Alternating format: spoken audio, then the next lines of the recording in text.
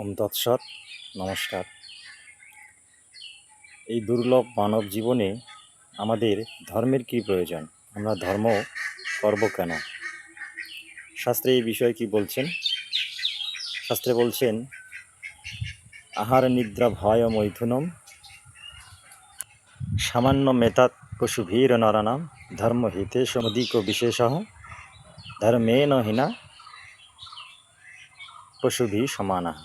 অর্থাৎ আহার নিদ্রা ভয় মৈথুন ক্রিয়া পশুদের মধ্যেও যেমন রয়েছে, ঠিক আমাদের মধ্যেও মনুষ্য জীবনের মধ্যে এই চারটি বস্তু রয়েছে। কিন্তু পশুদের মধ্যে একটি বস্তু নেই, সেটা হলো আত্মজ্ঞান।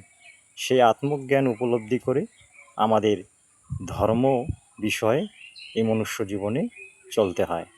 তাই ধর্ম আমাদের একমাত্র শেখায় মনুষ্য জীবনের সঠিক পথ।